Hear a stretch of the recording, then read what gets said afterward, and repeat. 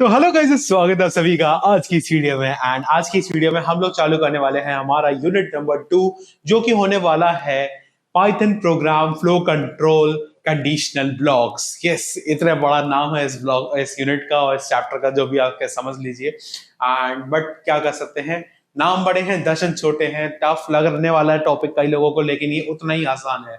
So without any further delays, let's get into the video. तो unit का जब हम चालू कर रहे हैं तो यूनिट का जो सबसे पहला टॉपिक है वो है कंडीशनल स्टेटमेंट। बात करें कंडीशनल स्टेटमेंट्स होती क्या है, तो कंडीशनल स्टेटमेंट्स को आप इस तरीके से समझ लो। फॉर एग्जांपल, आज बारिश हो रही है एंड आपका कॉलेज भी है आज के दिन, तो आप एक डिसीजन बनाएंगे। क्या डिसीजन लेंगे? अगर बारिश तेज हुई तो मैं नहीं जाऊंगा। बिल्कुल स्ट्रेट फॉरवर्ड, अगर बारिश तेज हुई, इफ द कंडीशन इज कि बारिश बहुत तेज है तो मैं नहीं जाऊंगा।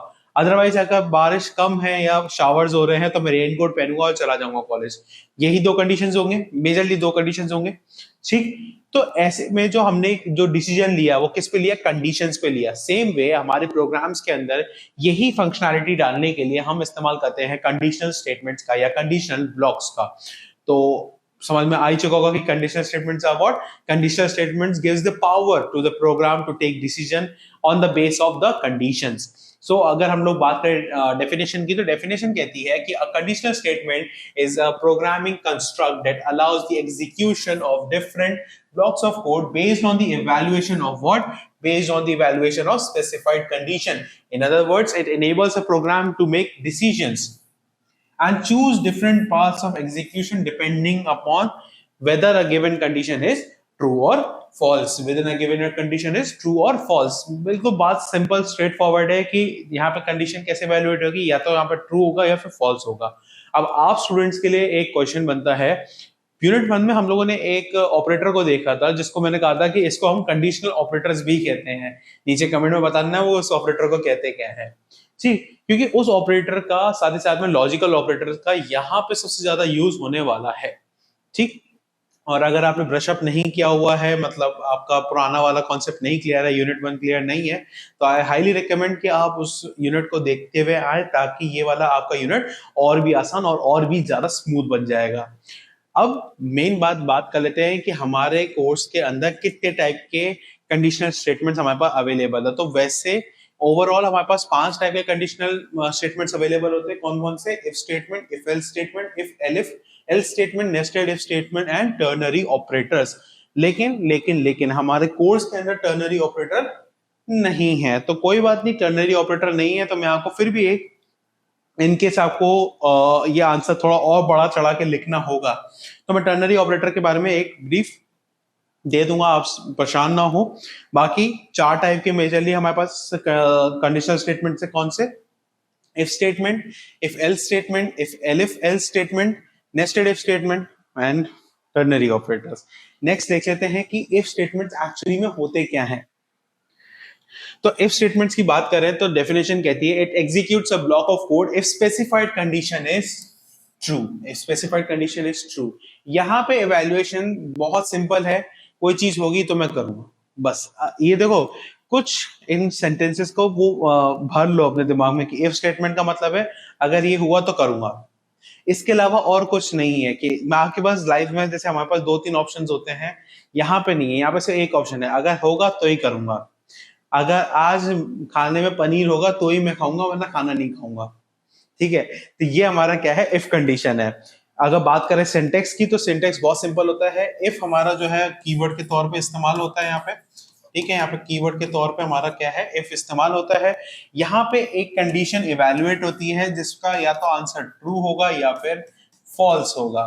अगर ट्रू हुआ तो ये वाला पार्ट एग्जीक्यूट होगा जो कि इस इफ कंडीशन के ब्लॉक के अंदर आएगा। मैंने उस पहले भी वीडियो में यूनिट 1 में बताया था कि ब्लॉक ऑफ कोड हमारे पाइथन में कैसे डिटरमाइन किया जाता है। वो डिटरमाइन किया जाता है बाय द इंडेंटेशन।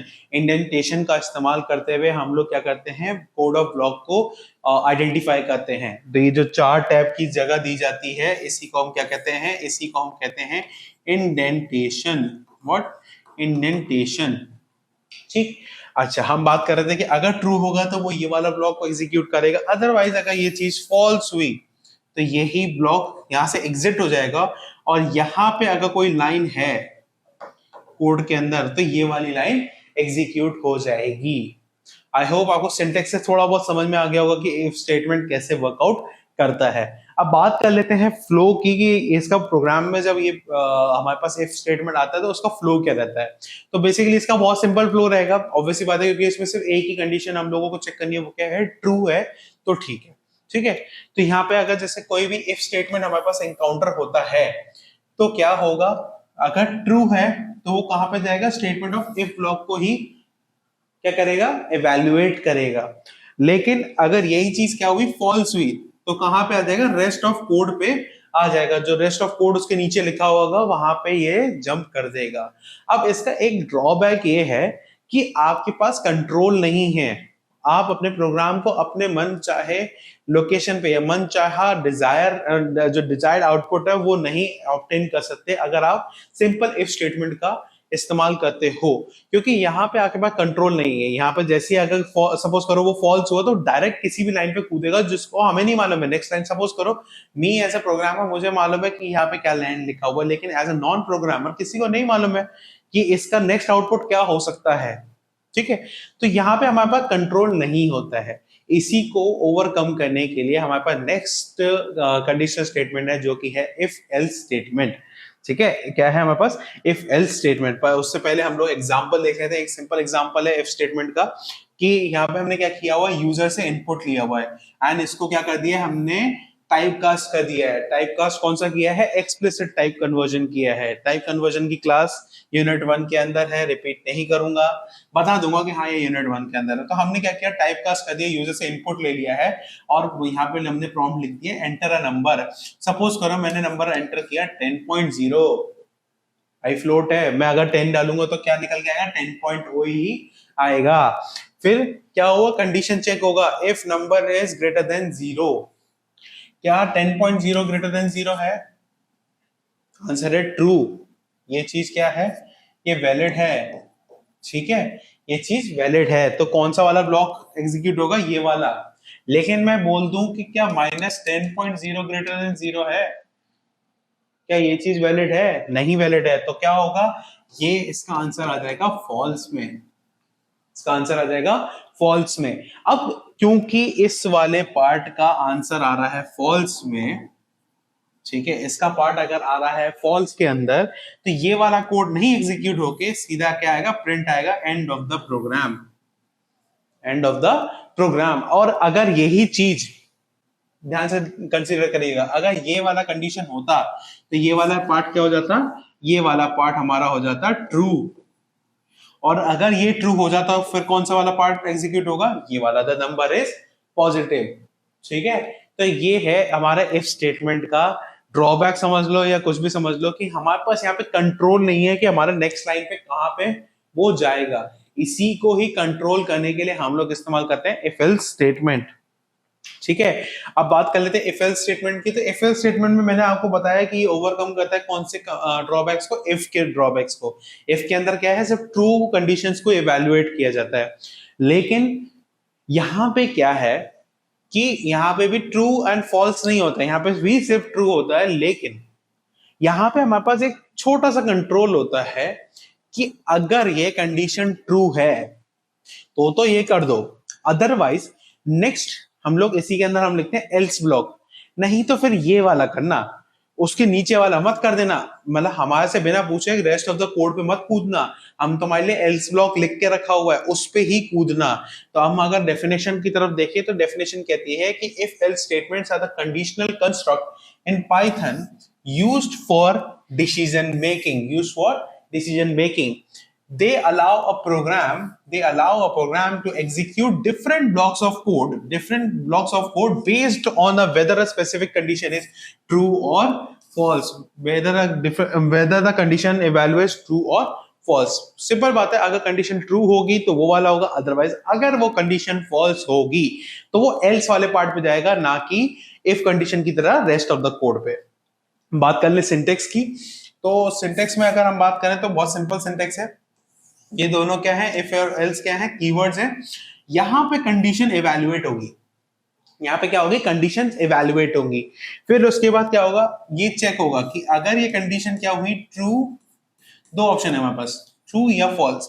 ट्रू हुई तो इफ कंडीशन का ब्लॉक ही एग्जीक्यूट होगा, और अगर फॉल्स हुआ तो वो किस पे आके ड्रॉप होगा, एल्स पे आके ड्रॉप होगा। जैसे पिछले वाले हम अगर बात करें पिछले वाले सिंटेक्स में, तो हमारा क्या हो रहा था, अगर कंडीशन फॉल्स हो रहा था तो वो अगर नेक्स्ट कोई लाइन है उस पे आके वो ड्रॉप हो रहा था, उस पे आके रन हो रहा था। जैसे यहाँ पे अगर कंडीशन फॉल्स हो रही थी तो कहाँ पे आ रहा था, प्रिंट पे आ रहा था। लेकिन हमारे पास जब इफ एल्स का कंडीशन आता है, या इफ एल्स का हमारे पास हम लोग इफ एल्स डालते हैं अपने प्रोग्राम्स के अंदर, तो हम क्या कर सकते हैं, हम लोग मेंशन कर सकते हैं कि एल्स पार्ट में हमें क्या चाहिए। अगर वो कंडीशन फॉल्स हुई तो एल्स वाला पार्ट ही एग्जीक्यूट होगा, ना कि हमारा रेस्ट ऑफ द कोड। तो ये हमारा जो है ड्रॉबैक कवर अप करता है।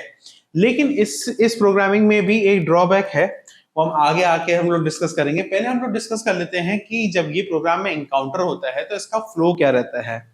तो इसका फ्लो चार्ट थोड़ा सा कॉम्प्लेक्स होगा इफ कंडीशन से, ठीक है। अब धीरे धीरे जाएंगे तो ऑब्वियसली बात है थोड़ा हमारा कॉम्प्लेक्स फ्लो चार्ट हमें देखने को मिलेगा। तो अगर सपोज करो हम लोगों के पास इफ कंडीशन एनकाउंटर हुआ, इफ कंडीशन एनकाउंटर हुआ, तो अगर कंडीशन ट्रू है तो ब्लॉक किधर जाएगा, स्टेटमेंट ऑफ इफ ब्लॉक, मैंने वही बोला था। अदरवाइज अगर फॉल्स हुआ तो एल्स पार्ट पे, अगर फॉल्स हुआ तो एल्स पार्ट पे, ट्रू हुआ तो इफ पार्ट पे, सिंपल बात। और फिर उसके बाद जो है दोनों का ही आउटपुट आपका क्या होगा, अगर ट्रू हुआ तो पहले ब्लॉक जो इफ ब्लॉक वाला है वो एग्जीक्यूट होगा, फिर उसके बाद रेस्ट ऑफ द कोड। और अगर फॉल्स हुआ तो पहले एल्स वाला, फिर उसके बाद rest of the code. Rest of the code पे तो वापस से लाइन आएगी ही आएगी। अब इसका कारण क्या है, हमें मालूम है कि पाइथन क्या है, एक इंटरप्रेटेड लैंग्वेज है, तो मतलब क्या होगा, लाइन बाय लाइन एग्जीक्यूशन होगा प्रोग्राम का। तो इसलिए एक एक लाइन चेक होगी, एक एक लाइन एग्जीक्यूट होगी, एक एक लाइन चेक होगी, एक एक लाइन एग्जीक्यूट होगी। तो ये है हमारा नॉर्मल फ्लो ऑफ प्रोग्राम। अब देख लेते हैं एक एग्जांपल जो कि इलस्ट्रेट कर रहा होगा क्या, इफ एल्स स्टेटमेंट को। यहाँ पे भी बहुत सिंपल हम लोगों ने प्रोग्राम लिया हुआ है। यहाँ पे हम लोगों ने इवन एंड ऑड वाला लिया हुआ है, ठीक है। इवन एंड ऑड वाला प्रोग्राम हमने नीचे यहाँ पे डिस्क्रिप्शन में भी एक हम लोगों ने प्रोग्रामिंग की सीरीज चला के रखी हुई है, जहां पे हम सारे वो क्वेश्चंस को डिस्कस करेंगे जो एकेटीयू के अंदर इंकाउंटर होंगे, ठीक है। अच्छा, यहाँ पे बात कर लेते हैं कि जो हम लोगों ने यहाँ पे एग्जांपल दिया हुआ है, वो एग्जांपल बहुत सिंपल है। एक वेरिएबल बना के रखा हुआ है नंबर नाम से, ठीक है, और इसको टाइप कास्ट करके रखा हुआ है, यूजर से इनपुट ले रहे हैं, ठीक। अब हमने क्या किया है, हमने यहाँ पे इफ एल्स स्टेटमेंट का इस्तेमाल किया है। हमने बोला कि अगर नंबर का मॉड्यूलस 2 इक्वल इक्वल टू 0 निकले आए, इक्वल इक्वल टू 0 निकल के आए, तो कह देना वो नंबर क्या है, इवन है। अदरवाइज क्या है, ऑड नंबर है। अब मॉड्यूलस ऑपरेटर अगर आप भूल गए हो तो यूनिट 1 रिवाइज करके आना, क्योंकि मॉड्यूलस का ऑपरेटर का काम क्या होता है, it provides what, reminder, it provides reminder. तो हमें मालूम है कि कोई नंबर अगर इवन है, अगर कोई नंबर इवन है तो वो क्या होगा, 2 से डिविजिबल होगा, और 2 से डिविजिबल होगा तो उसका रिमाइंडर क्या होगा, उसका रिमाइंडर होगा 0, ठीक है।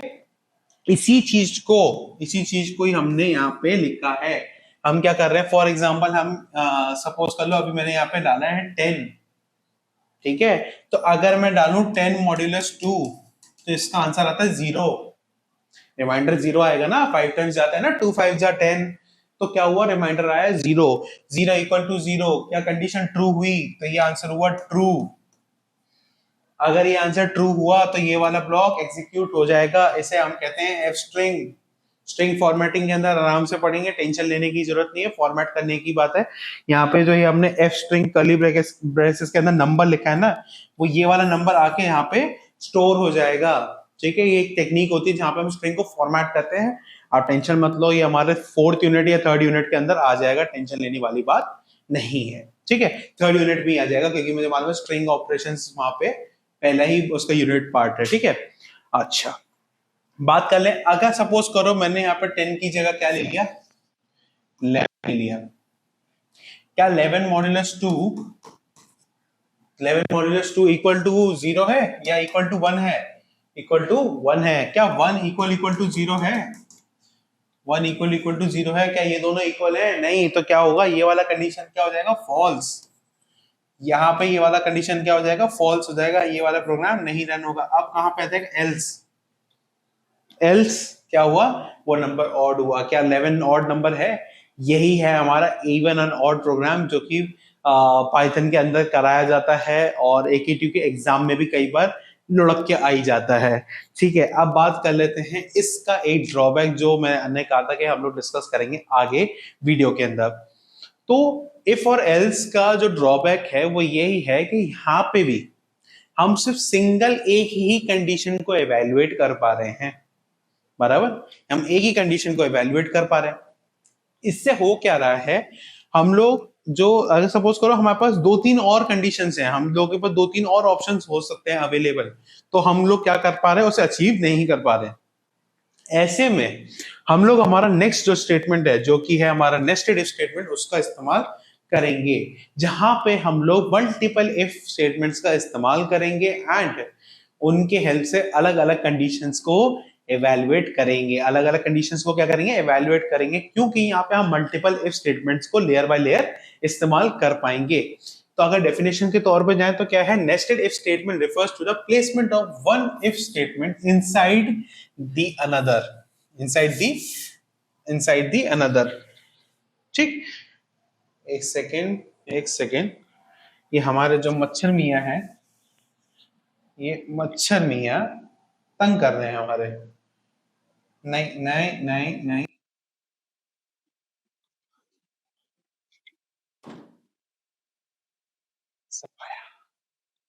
ठीक है। हाँ, बात कर रहे थे हम लोग क्या, कि this allow us for more complex decision making bye checking multiple conditions in a hierarchical manner. ठीक है, क्या हो रहा था, इफ एल्स में क्या हो रहा था, एक कंडीशन एवेल्युएट कर रहे थे। अब नेस्टेड इफ में क्या होगा, मल्टीपल हम कंडीशंस को एवेल्युएट कर पाएंगे, लेकिन इसमें क्या होगा, हायरार्किकल फॉर्म में होगा। पहले एक इफ स्टेटमेंट जो पेरेंट इफ स्टेटमेंट होगा, फिर उसके बाद नीचे फिर उसका चाइल्ड इफ स्टेटमेंट होगा एंड सो ऑन। यहाँ पे लेवल बाय लेवल मतलब एक हायरार्किकल ट्री बनती हुई आएगी। बात करें सिंटेक्स की, तो सिंटेक्स बहुत सिंपल है इसका भी। यहाँ पे दो हमारे इफ स्टेटमेंट, मैंने कहा था मल्टीपल इफ स्टेटमेंट्स इस्तेमाल होंगे, तो मल्टीपल इफ स्टेटमेंट्स इस्तेमाल हो रहे हैं। और यहाँ पे सबसे पहले क्या है, कंडीशन वन एवेल्युएट हो रही है। क्या है, यहाँ पे मल्टीपल कंडीशन, यहाँ पे मल्टीपल कंडीशन है, लेकिन सबसे पहले क्या होगा, सबसे पहली कंडीशन एवेल्युएट होगी। अगर यही कंडीशन ट्रू हुई, ये वाली कंडीशन ट्रू हुई, तो ये वाला ब्लॉक एग्जीक्यूट होगा। इस ब्लॉक के अंदर क्या है, एक और इफ कंडीशन है। ठीक है, तो अगर ये कंडीशन ट्रू हुई तभी ये फॉलो होगा, अदरवाइज ये वाला भी वापस से ब्रेक होके नीचे आ जाएगा। अगर एल्स पार्ट डाल दोगे तो एल्स पे आ जाएगा, अगर एल्स डाल दोगे तो एल्स पार्ट पे आ जाएगा। बट यहाँ पे क्या है कि अगर ये कंडीशन ट्रू हुई तो नेक्स्ट कंडीशन पे आ जाएगा, फिर ये इवैल्यूएट होगा, फिर ये इवैल्यूएट होगा कि ये क्या ट्रू है या फिर फॉल्स है, क्या है, ट्रू है या फिर फॉल्स है। अगर क्या हुआ, ये वाला ट्रू हुआ तो ये वाला एग्जीक्यूट होगा, अदरवाइज ये वाला यहां से स्किप हो जाएगा और नेक्स्ट कंडीशन पे ड्रॉप हो जाएगा, नहीं तो एल्स पे आके ड्रॉप हो जाएगा अपने आप। तो यहाँ पे क्या हो रहा है, हम लोग मल्टीपल कंडीशंस चेक कर पा रहे हैं। अगर बात करें हम इसके फ्लो की, इस प्रोग्राम के फ्लो की, तो इसका फ्लो थोड़ा सा और कॉम्प्लेक्स हो जाएगा इफ एल्स के कंपैरिजन में।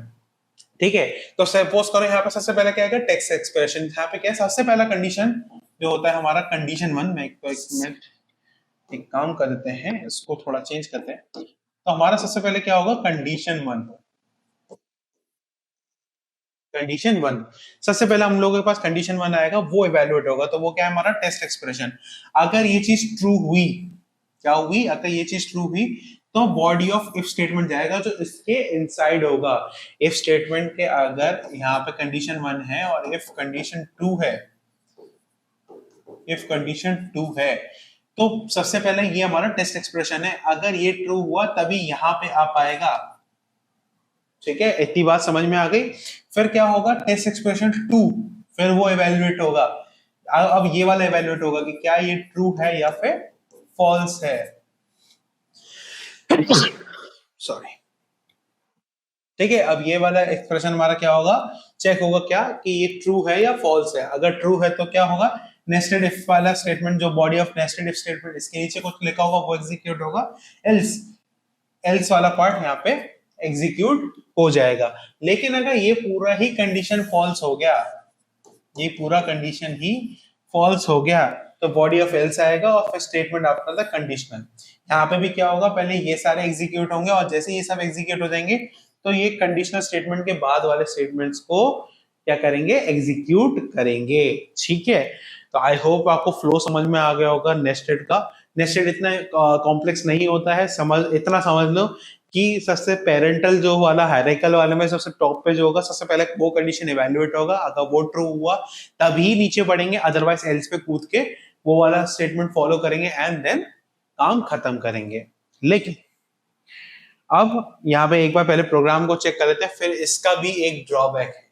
ठीक है, हाँ कहोगे हर चीज का ड्रॉबैक है, तो सिक्के के दो पहलू होते हैं, कॉन एंड प्रॉन सबके होते हैं, तो ऐसे ही हमारे पास नेस्टेड इफ का भी है। पहले हम लोग देख लेते हैं एग्जांपल की जहां पे नेस्टेड इफ हम लोग देख पाएंगे। तो नेस्टेड इफ में हम लोगों ने यहाँ पे एक प्रोग्राम लेके रखा हुआ है जिसमें भी हम लोगों ने सेम यूजर से इनपुट लेके रखा हुआ है और उसको टाइप कास्ट करके रखा हुआ है। यहाँ पे हम चेक करना चाह रहे हैं कि जो क्या नंबर इवन है और जो नंबर इवन है क्या वो पॉजिटिव है।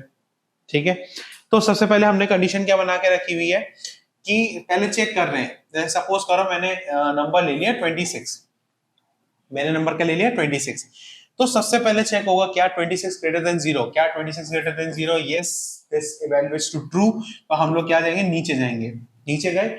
अब क्या होगा, if number modulus 2 26 modulus 2 26 modulus 2 13 times जाता है, इक्वल टू 0 आएगा, बिल्कुल आएगा। क्या 0 इक्वल टू 0 है, बिल्कुल आएगा। तो ये वाला पार्ट हमारा एग्जीक्यूट हो जाएगा। क्या the number is positive and even. ठीक है, अब बात कर लेते हैं दूसरा सिनेरियो जहां पे हमने क्या किया है, इंस्टेड ऑफ 26 हमने ले लिया 25। क्या 25 ग्रेटर देन 0 है, यस 25 ग्रेटर देन 0 है, condition true.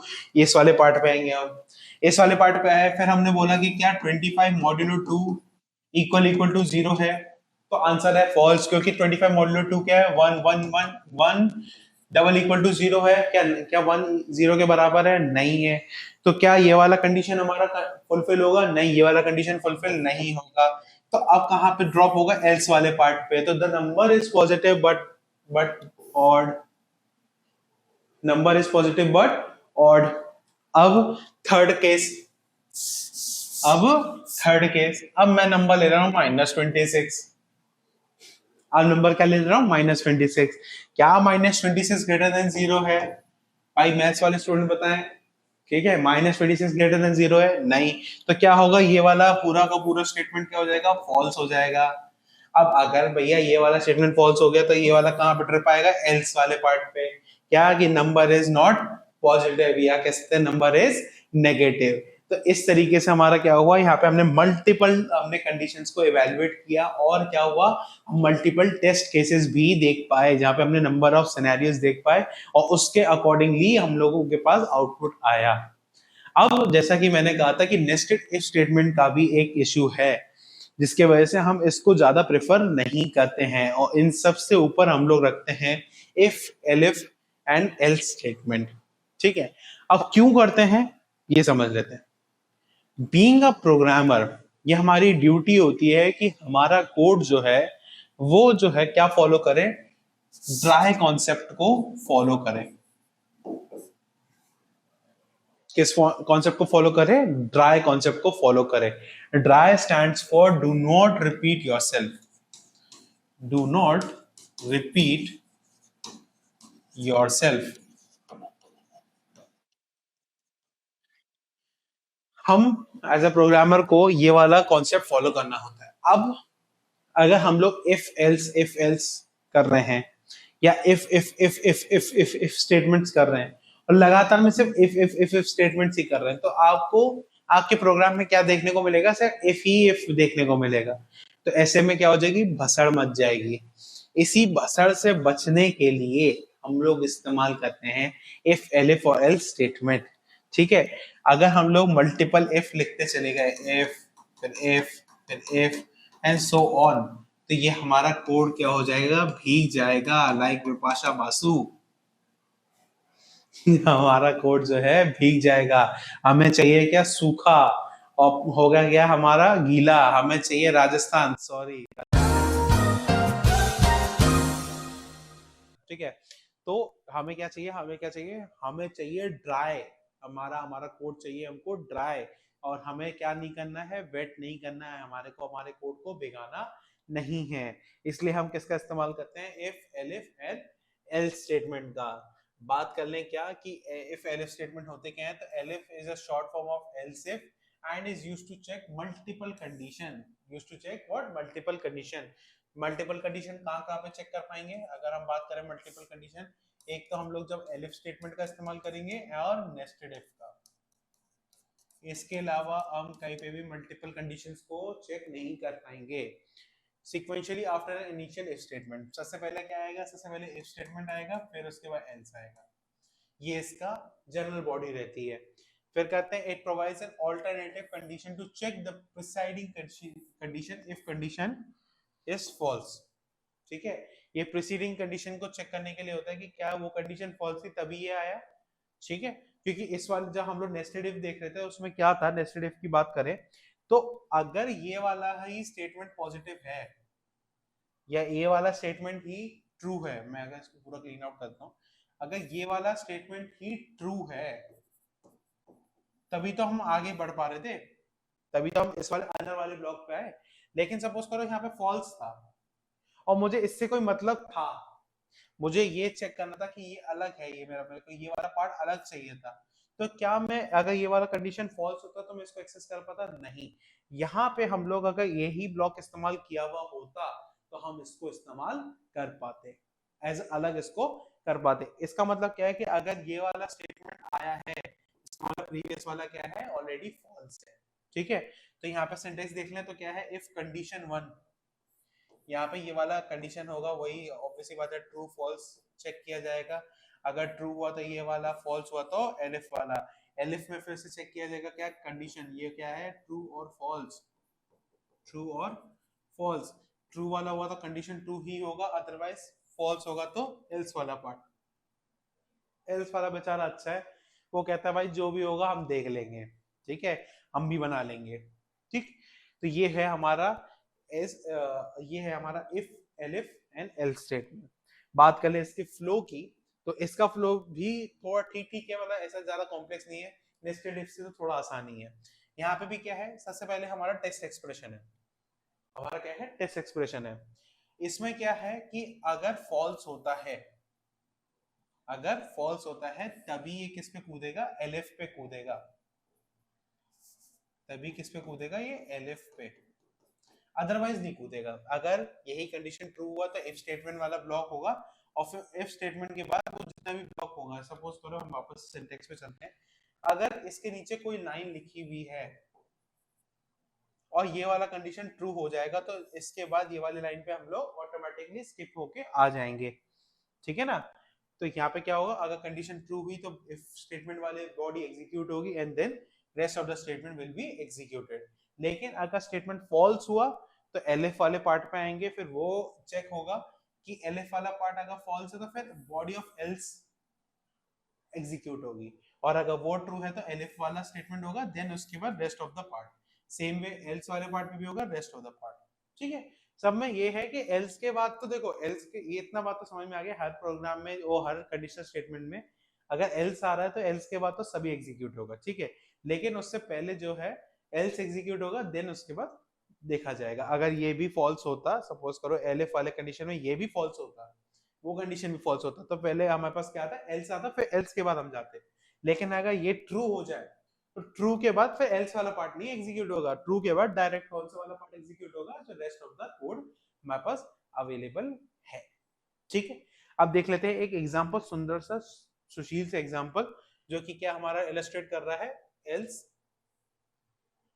If else, if elif, तो नाम इतना कंफ्यूजिंग है, इफ एलिफ एंड एल्स।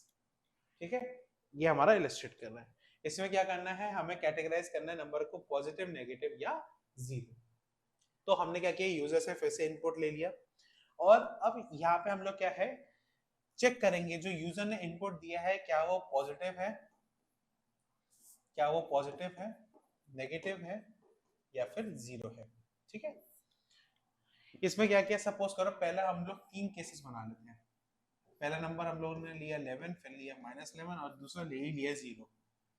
ठीक है, पहला कंडीशन देखते हैं, क्या 11 ग्रेटर देन 0 है, यही कंडीशन ट्रू, और हम लोगों का क्या होगा, ये वाला पार्ट एग्जीक्यूट हो जाएगा। ये वाला पार्ट का एग्जीक्यूट होगा, नहीं होगा।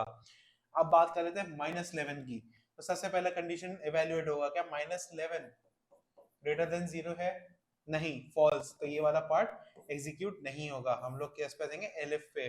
-11 लेसर देन 0, बिल्कुल ये वाला कंडीशन ट्रू है।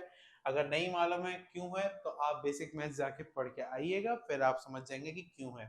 ठीक है, तो यहाँ पे क्या होगा, एलएफ वाला पार्ट होगा, जैसे ये हुआ तो ये वाला पार्ट एग्जीक्यूट हो जाएगा। थर्ड केस क्या है हमारा, 0। तो यहाँ पे हम देख लें कि क्या 0 ग्रेटर देन 0 है, ये कंडीशन कभी ट्रू होगी, नहीं होगी। क्या 0 लेस देन 0 है, क्या ये कंडीशन कभी, क्या 0 0 से छोटा हो सकता है, नहीं हो सकता है भाई, बुरा मान जाए वो बात की बात है, लेकिन छोटा नहीं हो सकता है। ठीक है, तो क्या होगा, एल्स वाला पार्ट। अब एल्स वाले पार्ट में तो कोई कंपैरिजन है ही नहीं, एल्स वाले पार्ट में कोई कंपैरिजन है नहीं, तो यहाँ पे क्या होगा, सिंपली हमें मालूम है कि ये दो कंडीशन ट्रू नहीं है, तो ये वाला तो बेचारा होगा ही होगा, ये वो बेचारा हो ही जाता है, ये बुरा नहीं मानता है। ठीक है, तो यहाँ पे क्या है कि number is 0, number is C. ठीक है, तो ये हमारे कंडीशनल स्टेटमेंट्स हैं। ओवरऑल जितने भी कंडीशनल स्टेटमेंट्स अवेलेबल है हमारे पास, उन सबका ये कह सकते हैं कॉम्बिनेशन है। ठीक है, नेक्स्ट वीडियो में हम लोग देखेंगे हमारे लूप्स के बारे में। सो विदाउट एनी फर्दर व्हाट है क्या वैसे loops ही हैं। तो ये थे हमारे जितने भी कंडीशनल स्टेटमेंट्स अवेलेबल है हमारे पास, उन सब का एक छोटा सा हम लोगों ने समअप बनाया था। बट हाँ, मैं एक चीज भूल रहा हूँ, पहले वो समझा देता हूँ, फिर हम आगे बढ़ेंगे या हम लोग अपने वीडियो को समअप करेंगे। तो ये थे हम, पहले ये मच्छर मंगा लो। तो ये थे हम लोगों के सारे जितने भी कंडीशनल स्टेटमेंट्स थे, उनका एक समअप था, जहां पे हम लोगों ने सारे टाइप के कंडीशनल स्टेटमेंट देख लिए।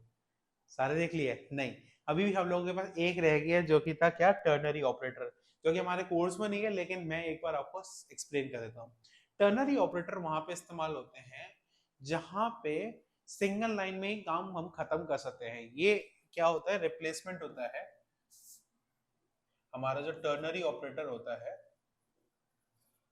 टर्नरी ऑपरेटर होता है, ये रिप्लेसमेंट होता है इफ एल्स का। किसका, इफ एल्स का। कोई अगर हमारे पास इफ एल्स का ब्लॉक है, तो हम इसको रिप्लेस कर सकते हैं किससे, टर्नरी ऑपरेटर से। पर इसकी शर्त ये है कि सिर्फ एक ही होना चाहिए इफ एल्स, इसके अलावा और कुछ नहीं होना चाहिए, इफ एल्स भी नहीं होना चाहिए। होता क्या है, इसका सिंटेक्स क्या है वो देख लेते हैं। टर्नरी ऑपरेटर का के लिए हम लोगों का क्या होता है, एक तो होता है हमारा statement, statement one, if condition else statement 2, else statement 2।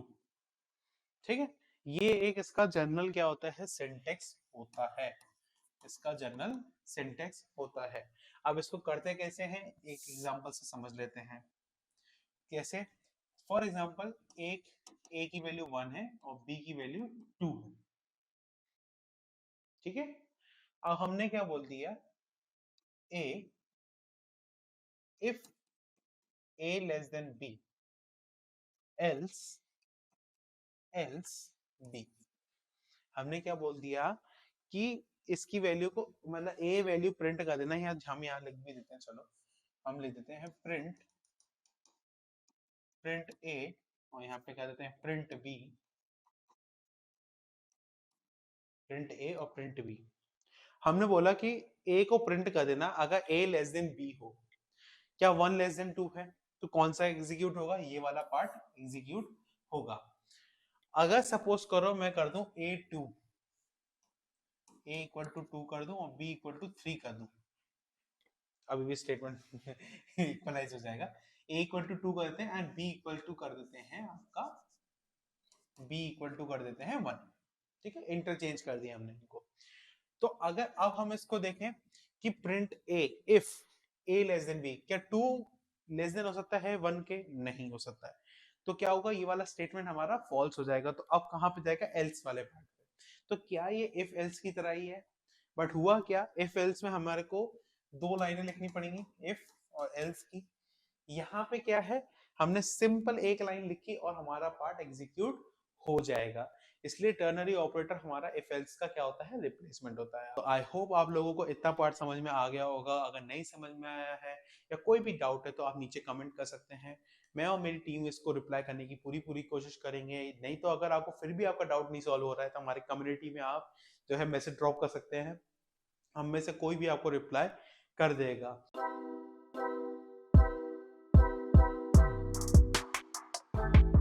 आज की इस वीडियो में हम लोग देखने वाले हैं लूप्स क्या होते हैं प्रोग्रामिंग के अंदर, पाइथन प्रोग्रामिंग के अंदर। एंड ये हमारा जो है पार्ट 2 होने वाला है यूनिट 2 के अंदर। एंड इसी के ही सब्सिडेंट हम लोग जो है वन शॉट वीडियो भी निकालने वाले हैं। तो stay tune with the channel. And इस वीडियो में हम लोग कंप्लीट करने वाले हैं हमारा लूप्स, या कह सकते हैं हम लोग पार्ट 2 कंप्लीट करने वाले हैं। So without any further delays let's get into the video. बात कर लें लूप्स होते क्या हैं, तो basically loops are nothing but a block of code which is being used to complete a repetitive task. For example आपके घर में आपकी मदर होंगी एंड आपका एक अपना खुद का पर्सनल रूम होगा, अगर इफ पॉसिबल तो होगा क्या, आपकी मदर आपसे बार बार कहेंगी कि प्लीज इसको आप इसे साफ कर लीजिए। तो फिर कई बार क्या होता है हम लोग नहीं सुन पाते हैं, तो कहती है ना कि है ना, मतलब कितनी बार मैं तुम्हें बोलूं कि है ना ये रूम साफ कर लो। That means she has done a repetitive work, आपको बार बार उन्होंने कुछ बोला है। सेम वे यही फंक्शनैलिटी अगर हमें अपने प्रोग्रामिंग के अंदर डालनी होती है तो वे यूज लूप्स। ठीक है, तो अगर बात कर ले हम डेफिनेशन के लिए, तो डेफिनेशन सेज कि loops are the control flow structures that enables the repeated execution of a block of code and they help in the automate the task and are crucial for handling the repetitive operation in programming. मतलब उससे होगा क्या कि हम लोग यहाँ पे automate कर सकते हैं किसी टास्क को, अगर कोई काम बार बार हमें करना है। फॉर एग्जांपल अगर मुझे रोज जो है अपना जो गार्बेज है या हमारा जो थ्रैश है उसको खाली करना है, जो कचरा की गाड़ी आती है, गाड़ी वाला आया घर से कचरा लेकर, गाड़ी आती है जो रोज सुबह आती है, तो मेरा रेपिटेटिव वर्क उसे खाली करके उसे डालना है। हम इस वर्क को भी ऑटोमेट कर सकते हैं। ये हायर उसमें होता है, हायर पर्सपेक्टिव पे है, लेकिन ये अगर मेरा कोई रेपिटेटिव टास्क है तो I can do using what, loops. Now main thing है कि हमारे पास पाइथन में किस किस टाइप की लूप्स अवेलेबल है। तो बेसिकली और मेजरली नॉट बेसिकली, मेजरली हमारे पास दो लूप्स होते हैं जो कि होते हैं for loop and while loop. अगर आपने सी लैंग्वेज पढ़ी हुई है तो ऑब्वियसली आपको मालूम होगा क्या कि वहां पे एक और लूप होता है जिसको कहते हैं डू व्हाइल लूप, जो कि यहाँ पे हमारे पास नहीं होता है। हमारे पास यहाँ पे दो मेजर लूप्स होते हैं, for loop and while loop. And एक उसकी सब्सिडरी कैटेगराइज्ड होता है क्या, जो कि होता है नेस्टेड लूप्स। तो देखते हैं हमारा फॉर लूप क्या होता है। तो यहाँ पर टाइप्स ऑफ लूप में ऑब्वियसली मैंने आपको बता दिया दो लूप्स होते हैं, कौन कौन से, एक फॉर लूप है एक व्हाइल लूप। फॉर लूप क्या होता है कि it iterates over the sequence a specific number of time. For loop का मेजर काम ये है कि वो इटरेट करेगा किसी सीक्वेंस के ऊपर जब तक वो सीक्वेंस एंड ना हो जाए। दैट मींस मुझे यहाँ पर मालूम है नंबर ऑफ रिपीटेशन कितनी बार होगा। नंबर ऑफ रिपीटेशन कब तक होगा, जब तक वो मेरा सीक्वेंस कंप्लीट नहीं हो जाता या मेरा जो सीक्वेंस में डेटा है वो एग्जॉस्ट नहीं हो जाता। ये तब काम होता है ये, या इस लूप का हम जब इस्तेमाल करते हैं मेजरली जब मुझे जो है मालूम होगा कि कितनी बार ये टास्क, पर्टिकुलर टास्क मुझे कंप्लीट करना है। सेकेंड हमारे पास जो लूप आता है वो होता है व्हाइल लूप। अब व्हाइल लूप का मेजर काम क्या होता है, व्हाइल लूप एक्चुअली होता क्या है कि यहाँ पे आपका टास्क जब तक चलेगा जब तक आपका कंडीशन ट्रू रहेगा। जैसे कंडीशन फॉल्स होगा आपका लूप जो है एग्जिट आउट कर जाएगा। ये काम हम तब इस्तेमाल करते हैं जब हमें रेपिटेशन का नंबर नहीं मालूम है कि कितनी बार वो वर्क हमें रिपीट करना है।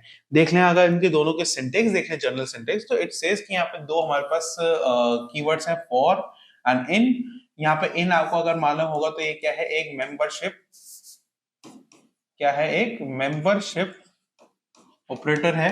अगर आपने फर्स्ट यूनिट अच्छे से देखी होगी तो वहां पे डेटा टाइप्स के अंदर मैंने इन एंड नॉट इन आपको अच्छे से समझाया हुआ है। अगर नहीं देखा है तो आपके पास नीचे लिस्ट में डिस्क्रिप्शन में भी होगा एंड साथ साथ में आप यूनिट 1 पे भी टाइम स्टैम्प्स होंगे, वहां पे जाके आप उसे देख पाएंगे।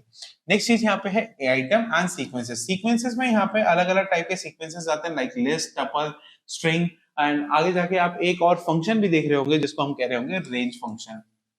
ठीक है, रेंज फंक्शंस को भी आप देख रहे होंगे, उसके थ्रू भी आप इटरेट कर रहे होंगे किसमें, फॉर लूप के अंदर। नेक्स्ट हमारा जो अगर सिंटेक्स देखें व्हाइल लूप का, तो व्हाइल लूप का बहुत ही सिंपल होता है, एक व्हाइल हमारा कीवर्ड है वो इस्तेमाल होता है एंड यहाँ पे कंडीशन इवैल्यूएट होता है। एंड इवैल्यूएशन क्या होता है, ट्रू एंड फॉल्स, यानी कि बुलियन डेटा को इवैल्यूएट किया जाता है। ठीक है, अब बात कर ले कि वर्किंग क्या होती है किसी भी लूप की, तो दोनों की वर्किंग हम लोग एक्सप्लेन कर चुके हैं कि जो हमारा फॉर लूप है वो उसका काम क्या है, वो जब तक वो इटरेट करेगा जब तक हमारा सीक्वेंस एग्जॉस्ट नहीं हो जाता, एंड व्हाइल लूप जब तक वर्क करेगा जब तक हमारा कंडीशन फॉल्स नहीं हो जाता है। डेफिनेशन के तौर पे देखें तो क्या कहता है कि it iterates over each item in a sequence executing the specified code block until the sequence is exhausted का मतलब ये है कि आपका सीक्वेंस एंड ना हो जाए। एंड सिमिलरली हम लोगों के पास जो while loop है, while loop कहता है कि repeatedly executes the code block as long as the specified condition is true, as long as what the specified condition is true, allowing for more flexible iteration। क्योंकि since अगर हमारे पास से हम लोग कंडीशन पे अगर कोई चीज काम कर रहे हैं, फॉर एग्जांपल अगर हम लोगों ने जो अभी एग्जांपल लिया था ट्रैश कैन का, या हमारा जो कूड़ा होता है वो उठाने वाली गाड़ी आती है, अगर सपोज करिए एक कंडीशन हम लोग ऐसी बनाए कि गाड़ी आ नहीं रही है, तो फिर हम लोग ट्रैश कैन खाली क्यों करेंगे? ऑब्वियस सी बात है हम उसको और फिल करेंगे। अगर ट्रैश कैन वाली गाड़ी जो हमारी आती है, जो कूड़े वाली गाड़ी आती है, और हम उसके अंदर कूड़ा डाल रहे हैं, तो ये कुछ कंडीशन बन सकता है ना, अगर आई है तो हम कूड़ा डालेंगे, अदरवाइज हम लोग कूड़ा नहीं डालेंगे, हम लोग अपना गार्बेज नहीं डिस्पोज करेंगे। ये एक हमारा फ्लो चार्ट है, एक बेसिक फ्लो चार्ट है किसी भी लूप के लिए। ठीक है, ये जनरल लूप कह सकते हैं, लूप इन जनरल। ठीक है, होता क्या है कि फॉर एग्जांपल हम लोग लूप के अंदर एंट्री करते हैं, तो सबसे पहले क्या होता है, टेस्ट कंडीशन एक देखी जाती है।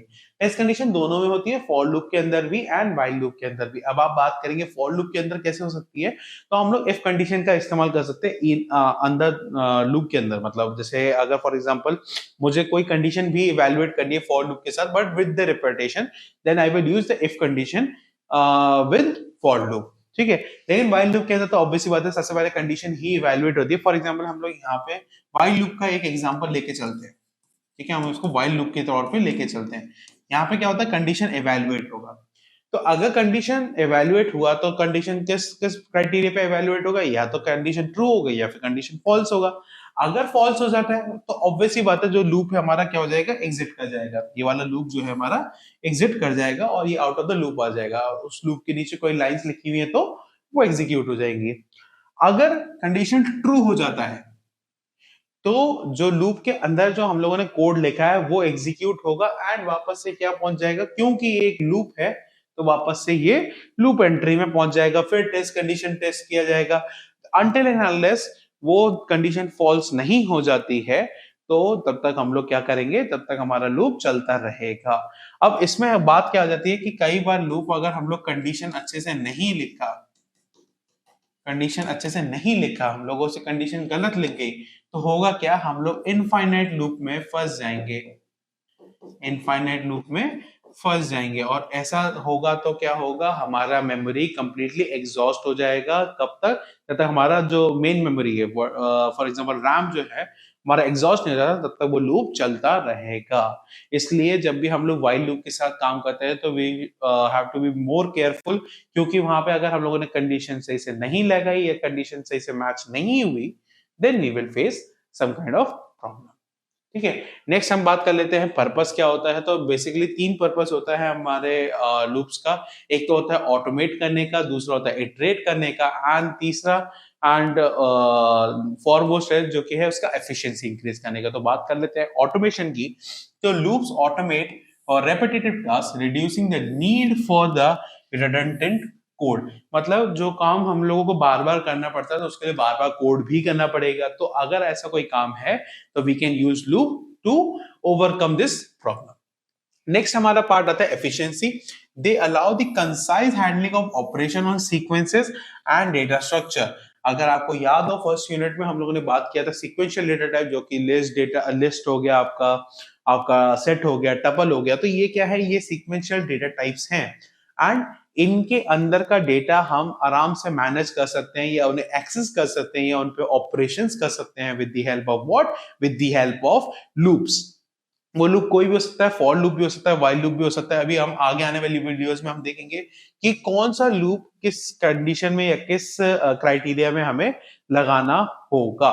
ठीक है, नेक्स्ट चीज हमारी आती है iterative processes, useful for iterating through elements, searching and performing the calculation. The same thing जो एफिशिएंसी में भी मैंने बोला कि यहाँ पे हम लोगों का जो इटरेटिव प्रोसेस है या जो हमारी एफिशिएंसी है वो कोड की इंक्रीज हो सकती है अगर हमारा कोई काम रेपिटेटिव है तो we will consider for loop. ऐसा नहीं है कि वो काम फॉर लूप के बिना नहीं हो सकता या व्हाइल लूप के बिना नहीं हो सकता, इट कैन हैपन, बट ज्यादा हम लोग कोड लिखेंगे तो क्या होगा, हम लोग अपने कोड को वेट कर देंगे या हम लोग उसको ड्राई, जो हमारा कॉन्सेप्ट है कि हम लोग डू नॉट रिपीट योरसेल्फ वाला कॉन्सेप्ट इस्तेमाल करते हैं कोडिंग में, वो नहीं फॉलो कर पाएंगे एंड क्या होगा, हमारा कोड बार बार रेपिटेटिव दिखना लगेगा जिससे कि हमारी कोड की रीडेबिलिटी भी डिक्रीज हो जाएगी। बात कर लेते हैं, ये हमारा तो हो गया कि पर्पस क्या हो गया, वर्किंग क्या हो गई। नेक्स्ट चीज हमारी आती है लूप्स में। अगर हम लोग डिटेल में देखें कि फॉर लूप्स एक्चुअली में होते क्या है, तो फॉर लूप ऑब्वियसली बात है, मैंने क्या कहा, जब तक वो सीक्वेंस एग्जॉस्ट नहीं हो जाएगा, क्योंकि मैं इसे बार बार इसलिए एम्फसाइज कर रहा हूं क्योंकि क्वेश्चंस किसी भी तरीके से मोल्ड कर सकते हैं। What are loops, write the purpose, working and define two types of loop और with the working with the syntax. तो ऐसा हो सकता है कि 10 मार्क के अंदर आपको एक पूरा का पूरा लूप का क्वेश्चन मिल जाए एंड पूरा आपसे अच्छे से पूछ लिया जाए तो आप इसको अच्छी तरीके से लिख पाएंगे। मेन काम है लूप, अगर पूछा जाए आपसे क्या है, तो लूप क्या है, रिपीटेटिव वर्क को काम इजी करने के लिए हम लोग इस्तेमाल करते हैं किसका, लूप का। कौन कौन से टाइप के होते हैं, दो टाइप के होते हैं, for loop and while loop. एक और भी होता है जो कि होता है नेस्टेड लूप। मेजरली कौन से दो लूप है, for loop and while loop. For loop कब तक चलेगा, जब तक सीक्वेंस एग्जॉस्ट नहीं हो जाएगा, मतलब कि हमें मालूम है कि कितनी बार इटरेशन होगा, we know the number of iteration, ठीक है। तो अगर हम लोग डेफिनेशन देख लें, ऑब्वियसली बात है डेफिनेशन सेम होगी क्या, कि a for loop in a Python is used to iterate over a sequence। sequence कौन कौन सा है, list, tuple, string and range, and execute the block of code for each item in the sequence। यहाँ पे अगर general syntax हम लोग देख लें तो वही for item in sequence। यहाँ पे आइटम जो है क्या है, काउंटर है, मैंने पहले भी डिस्कस किया था। एंड यहाँ पे जो सीक्वेंस हो सकता है वो क्या हो सकता है, या तो लिस्ट होगा आपका, या फिर टपल होगा, या फिर आपका स्ट्रिंग भी हो सकता है, सेट भी हो सकता है, कुछ भी हो सकता है यहाँ पे, जो कि सीक्वेंशियल डेटा टाइप के अंदर आएगा, ठीक है। मेजरली जो सीक्वेंशियल डेटा टाइप के अंदर होगा वही इसके अंदर हमारे पास आएगा। अब बात कर लेते हैं कि इसका जो फ्लो चार्ट है, जो फ्लो ये ऑप्ट करता है जब हम लोग प्रोग्रामिंग के अंदर फॉर लूप इस्तेमाल करते हैं, तो वो क्या होता है वो एक बार हम लोग देख लेते हैं, क्योंकि एग्जाम में कई बार फ्लो चार्ट्स बनाने के लिए आता है और नहीं भी आता है। तो अगर आप ड्रॉ करके आते हो तो ऑब्वियसली बात है ये आपके लिए प्लस पॉइंट रहने वाला है, ठीक है।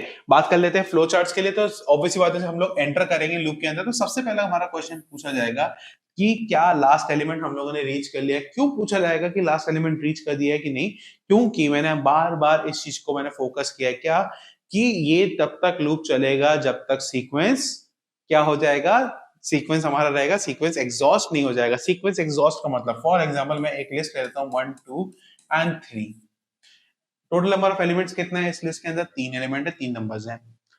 अगर मेरे को इस सारे नंबर को प्रिंट करना है एक ही बार में, तो क्या होगा, 1 2 3 ऐसे करके प्रिंट होगा। मैं बोलूंगा इसके लिए प्रोग्राम जो लिखा जाएगा, फॉर आई इन, और इसको एक नाम दे देते हैं a, for i in a print i, print i. अब हुआ क्या कि ये जो हमारा आई है ये क्या है, it act as a counter. तो पहला काउंटर कहां पे होगा, हमारा 1 पे, तो 1 हमारा प्रिंट हो जाएगा। फिर ये क्वेश्चन पूछा जाएगा क्या हम लोग लास्ट एलिमेंट पे आ गए, नहीं आ गए भैया, हमारा काउंटर प्लस हो जाएगा। काउंटर प्लस हुआ तो हम कहां पे आ जाएंगे, अब 2 पे आ जाएंगे। काउंटर अब आई की वैल्यू क्या है, 2 है।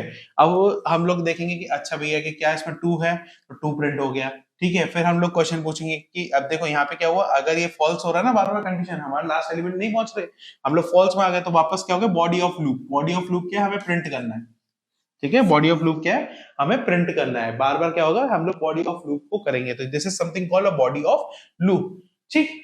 अब हम लोग क्या करेंगे, फिर हमारा फिर से हमारा काउंटर चेंज होगा, i इक्वल टू 3 हुआ, i इक्वल टू 3 हुआ, तो फिर क्या होगा, चेक किया जाएगा क्या लिस्ट में हम लोगों का लास्ट एलिमेंट रीच हुआ, नहीं रीच हुआ, तो हम लोगों का 3 भी प्रिंट हो जाएगा।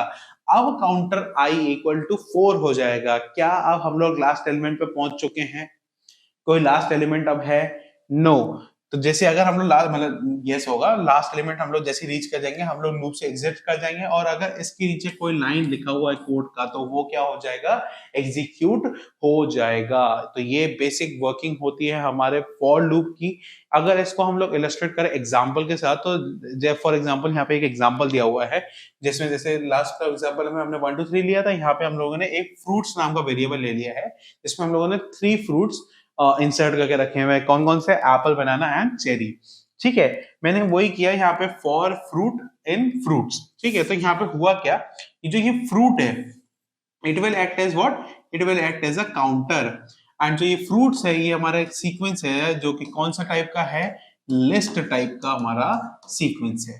ठीक है, अब इसके अंदर टोटल 3 एलिमेंट्स है, तो क्या प्रिंट होके आएगा, ऑब्वियसली बात है हमारे पास तीनों चीज प्रिंट होके आ जाएगी। ठीक है, आई होप आपको फॉर लूप आराम से समझ में आ गया होगा, इतना हाई उसमें कुछ है नहीं, सिंपल है क्या कि जब तक सीक्वेंस चलेगा जब तक हमारा फॉर लूप भी चलेगा। ठीक है, तो नेक्स्ट चीज हम लोग देखने वाले हैं कि नेस्टेड लूप्स होते क्या है, एक्चुअली में नेस्टेड लूप्स होते क्या है। तो nested loops are nothing but use for pattern programming. मतलब बेसिकली जब हम लोग नेस्टेड लूप का जब भी हमारे पास दिमाग में नाम आएगा तो हमारे को याद होना चाहिए कि नेस्टेड लूप इस्तेमाल होता है हमारा जो पैटर्न प्रोग्रामिंग होते हैं, जहाँ पे हमें पैटर्न फॉर्म करना होता है, वहां पे हम लोग इस्तेमाल करते हैं। या फिर हम लोग उसको तब भी इस्तेमाल करेंगे जब हमारे पास एक कॉम्प्लेक्स टाइप का डेटा स्ट्रक्चर होगा, तब भी जैसे नेस्टेड डेटा स्ट्रक्चर है तब भी हम लोग किसका इस्तेमाल करेंगे, हमारे लूप्स का इस्तेमाल करेंगे जो कि होगा नेस्टेड लूप्स। देख लेते हैं एक बार डेफिनेशन क्या है कि तो डेफिनेशन सेज कि nested loop in Python involves having a one loop inside the another. Obviously बात है, नेस्टेड का मतलब ही होता है कि एक के नीचे एक। ठीक है, नेक्स्ट चीज हमारा नेक्स्ट पॉइंट कहता है this is useful for handling a complex patterns iterating over the elements in multiple dimension or working with a nested data structure। यहाँ पे ये कह रहा है कि it is useful for handling the complex pattern and iterating over a multi-dimensional iterating over the elements in multi-dimension। अब यहाँ पे multi-dimension की क्या बात हो रही है, तो जैसे कि हम लोग यहाँ पे ये लिस्ट हम लोग ले लेते हैं, फॉर एग्जांपल लिस्ट हम लोगों ने ली, तो ये क्या है, ये एक सिंगल डायमेंशनल एलिमेंट है। ठीक है, लेकिन जब मैं यही बात ये कर दूं, ठीक है, अब मैंने ये कर दिया, अब इसके अंदर मैं ये कर लूं,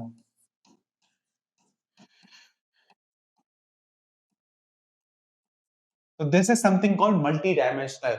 एक डेटा स्ट्रक्चर के अंदर एक और डेटा स्ट्रक्चर है, इसे हम कहते हैं multi dimensional multi dimensional data structure, जो कि जैसे इस एग्जांपल में ये जो है हमारा क्या कहलाएगा, ये कहलाता है हमारा 2D लिस्ट। ठीक है, इतना डीप में जाने की जरूरत नहीं है, लेकिन एक आपको आइडिया बन जाएगा कि 2D लिस्ट क्या होता है या कह सकते हैं मल्टी डायमेंशनल डेटा टाइप्स होते क्या हैं। ठीक है, अगर बात कर ले सिंटेक्स की, तो नेस्टेड फॉर लूप कुछ इस तरीके से दिखता है। यहाँ पे क्या होता है, एक तो हमारा आउटर वाला पार्ट होता है, ठीक है, outer variable outer sequence, and फिर उसके बाद उसी के फॉलोइंग में क्या होगा, inner variable and inner sequence. अगर बात कर ले व्हाइल लूप के साथ, तो व्हाइल लूप के साथ भी सेम रहेगा, लेकिन यहाँ पे दो कंडीशंस होंगे। ऑब्वियसली बात है, यहाँ पे कंडीशंस पे हम लोग काम करते हैं।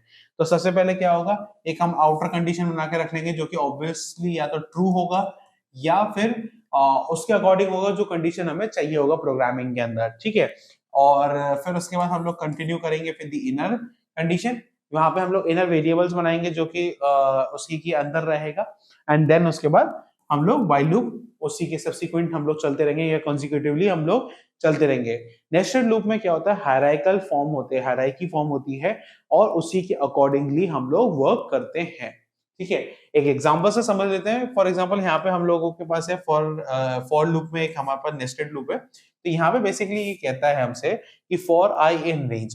ठीक है, अभी हम लोगों ने रेंज फंक्शन नहीं देखा हुआ है, कोई बात नहीं, मैं लेकिन एक आपको बता देता हूँ, एक ओवरव्यू दे देता हूँ। रेंज फंक्शन इसलिए इस्तेमाल होता है जब हमें नंबर ऑफ सीक्वेंस क्रिएट करना हो। ठीक है, फॉर एग्जांपल मुझे एक लिस्ट बनानी है जिसमें 10 नंबर होने चाहिए, तो मैं क्या करूंगा, सीधा बोल दूंगा रेंज 10 या रेंज 11, तो मेरे नंबर जनरेट हो जाएंगे 0 से लेकर अप टू 10। अभी आगे बहुत अच्छी तरीके से क्लियरली से समझ लेंगे, लेकिन अभी के लिए हम लोग समझ लेते हैं कि रेंज क्या है। It is used to generate a repetitive number, it is used to generate a numbers या सीक्वेंस ऑफ नंबर्स। ठीक है, ठीक है, यहाँ पे हम लोगों ने फॉर एग्जांपल क्या किया, एक आउटर लूप लेके रखा हुआ है, जैसे कि आपको मालूम है हम लोगों ने यहाँ पे डिस्कस किया था कि पहले हम लोग आउटर वेरिएबल और आउटर सीक्वेंस लेंगे। तो यहाँ पे फॉर एग्जांपल मैंने क्या किया है, मैंने लिया है ये हमारा आउटर वेरिएबल हो गया, ये आउटर सीक्वेंस हो गया। फिर हम लोगों ने फिर से क्या किया, फॉर जे इन रेंज 3। यहाँ पे क्या होता है, जो 3 नंबर लिखा हुआ है इसका मतलब है यहाँ पे 0 से स्टार्ट तो होगा लेकिन ये 2 पे आके खत्म हो जाएगा। क्यों 2 पे आके खत्म हो जाएगा, क्योंकि 3 क्या होता है, एक्सक्लूसिव होता है ना कि इंक्लूसिव होता है। ठीक, तो यहाँ पे हम लोगों को क्या किया, ये तो हो गया हमारा आउटर वाला, ये हो गया हमारा इनर वाला, और फिर हमसे क्या कह रहा है, print I and J, print I and J. And यहाँ पे एंड का मतलब होता है कि सिंगल लाइन में प्रिंट हो। ठीक है, तो अगर हम लोग बात करें सबसे पहले इसकी बात कर लेते हैं, तो क्या शो होगा, एक इस तरह का एक यहाँ पे मैट्रिक्स फॉर्म होगा। ठीक, सबसे पहले क्या कह रहा है, आई प्रिंट करो। आई क्या होगा, स्टार्टिंग में 0 है आई, तो 0 रहेगा, और हमारा यहाँ पे जे भी क्या है, 0 होगा। ठीक, ये हो गया। फिर उसके बाद क्या होगा, हम लोगों का क्योंकि एंड है तो हमारा काउंटर प्लस होगा, काउंटर प्लस होगा तो क्या हुआ, यहाँ पे 0 रहेगा, लेकिन यहाँ पे जे का काउंटर बढ़ जाएगा, जे काउंटर क्या हो जाएगा, 1 हो जाएगा। ठीक, और फिर वापस से काउंटर चेंज होगा, लेकिन आई हमेशा कांस्टेंट रहेगा। आई कब चेंज होगा, जब ये वाला कंप्लीट लूप, ये वाला कंप्लीट लूप क्या हो जाएगा, एग्जिट करेगा। ये लूप एग्जिट करेगा तभी हम लोग आउटर वाले पार्ट पे पहुंचेंगे, तो फिर हम लोगों का फिर से क्या होगा, 0 2। ठीक, अब हमारा काउंटर क्या होगा, एग्जिट होगा, क्योंकि अब 3 पे हम जा नहीं सकते, क्योंकि रेंज में जो 3 है वो क्या होता है, एक्सक्लूसिव होता है, इंक्लूसिव नहीं होता है। इंक्लूसिव मतलब इंक्लूडेड, एक्सक्लूसिव मतलब नॉट इंक्लूडेड। ठीक, अब क्या होगा, हम लोगों की वैल्यू चेंज होगी या वैल्यू शिफ्ट होगी। अब वैल्यू यहाँ पे क्या हो जाएगा, अब आई का काउंटर 0 से क्या हो जाएगा, 1 हो जाएगा। तो अब क्या हो जाएगा, 1 0 1 1 एंड 1 2। ठीक है, ऊपर वाले प्रिंसिपल पे काम करेगा, आई चेंज नहीं होगा, लेकिन जे चेंज होता रहेगा, क्योंकि जब तक यहाँ जैसे हम लोग आई वाले काउंटर पे आए, फिर उसके बाद नीचे जाएंगे हम लोग, नीचे वाला पार्ट एग्जीक्यूट होता रहेगा। जैसे ही हम लूप से बाहर निकले, फिर आई का काउंटर चेंज होगा। ठीक है, अब जैसे यहाँ पे आई का काउंटर जो है, ये हमारा आई था, ये कांस्टेंट रहा, ये हमारा कांस्टेंट रहा। अब नेक्स्ट हम लोग फिर से हमारा काम, हम लोग यहाँ से एग्जिट कर चुके हैं, हम लोग क्या हो जाएगा, अब वापस थर्ड वापस उसमें पहुंचेंगे, मतलब वापस से लूप में एंट्री लेंगे। तो अब यहाँ पे क्या हो जाएगा, ये आई का काउंटर 2 हो जाएगा, फिर 2 0 2 1 एंड 2 2। ठीक है, तो इस तरीके से हमारा क्या कहते हैं, नेस्टेड लूप काम करता है, जहां पे जैसे आप पोस्ट करो, मेरे को यहाँ पे ये पैटर्न ड्रॉ करना था, तो ये मेरा पैटर्न ड्रॉ हुआ with the help of for loop. Similarly आप क्या कर सकते हैं, व्हाइल लूप का भी इस्तेमाल कर सकते हैं टू ड्रॉ दी पैटर्न्स। यहाँ पे एक हम लोगों का प्रोग्राम दिया हुआ है, जहाँ पे हम लोगों ने व्हाइल लूप की हेल्प से यहाँ पे पैटर्न ड्रॉ किया हुआ है। मैं पैटर्न का आउटपुट दे देता हूँ, आप एक बार इसको जरूर से ट्राई करिएगा, ताकि आप लोगों के दिमाग में ये कॉन्सेप्ट अच्छी तरीके से बैठ जाए। ठीक, ओके। बात कर लेते हैं, जो कि हम लोग बार बार बात कर रहे थे, रेंज फंक्शन की। रेंज फंक्शन क्या होता है, तो रेंज फंक्शन मैंने आपको एक ओवरव्यू दे दिया कि क्या रेंज फंक्शन बेसिकली क्या करता है, आपको एक नंबर जनरेट करके देता है सीक्वेंस में, जो कि मतलब कॉन्सिक्यूटिव नंबर होता है, लाइक 1 2 3 4 एंड सो। ठीक, डेफिनेशन की बात कर ले तो definition says the range function in Python is used to generate sequence of number within a specified range. Within a specified range, जो रेंज दी जाएगी उसी के अंदर ही ये आपका क्या कहते हैं, प्रिंट करके देगा। It is commonly use in conjunction with loops to iterate a specific number of time.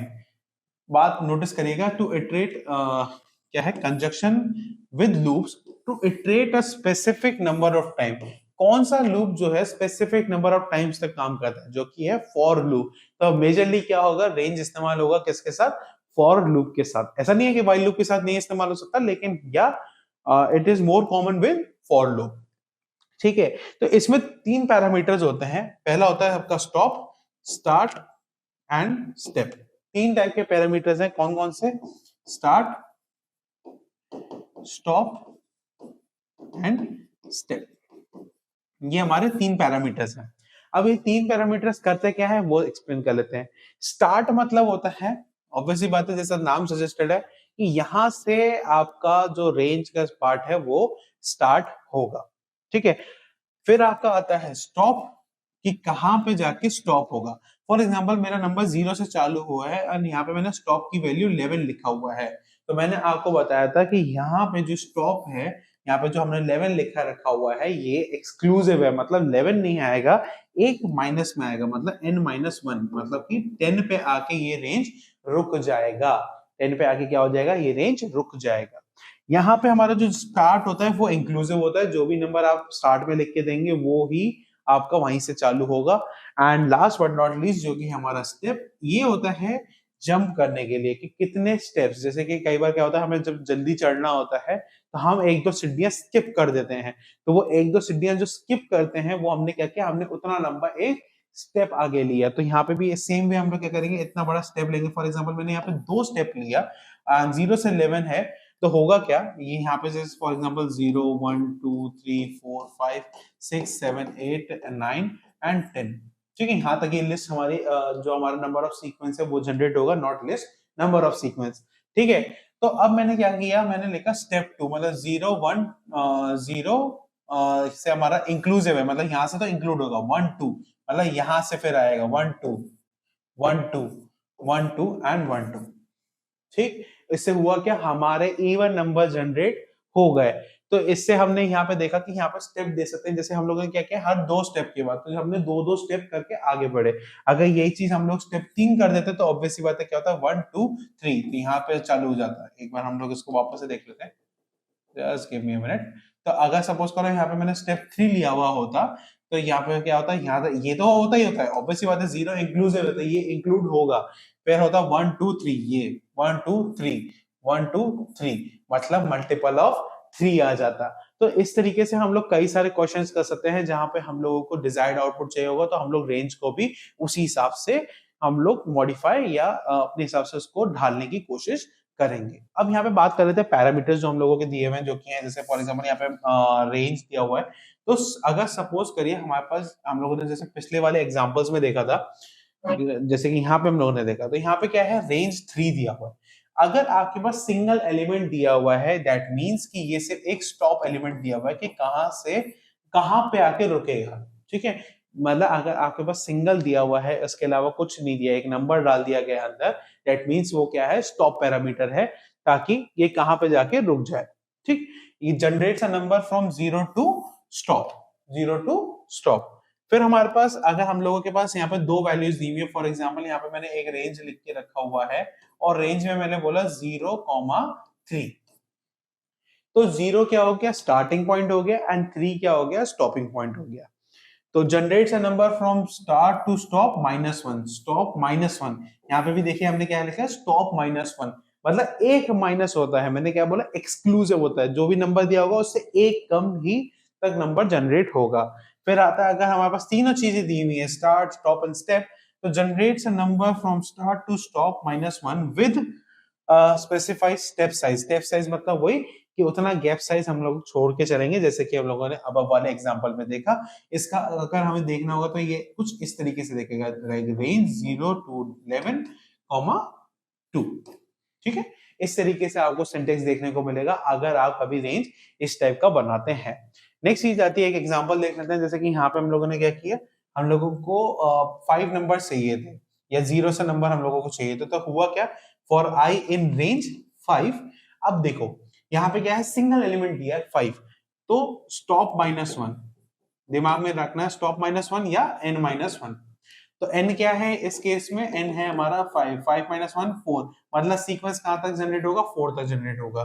फिर क्या हुआ, यहाँ पे काउंटर आपको मालूम है, I act as a counter, और फिर नंबर जनरेट हो गए कहां से, 0 1 2 3 4। अगर सिंगल एलिमेंट दिया हुआ है यहाँ पे, तो एलिमेंट हमेशा शुरू कहां से होगा, 0 से। लेकिन यहीं पे अगर इसको अगर हम लोग कैंसिल कर दें, एंड यहाँ पे ये रेंज कुछ इस तरीके से दिया हुआ होता, 1 2 5, कुछ इस तरीके से दिया होता, तो ये नंबर चालू 1 से होता। ठीक है, ये वाला भी सीक्वेंस कट जाएगा, 1 2 3 एंड 4।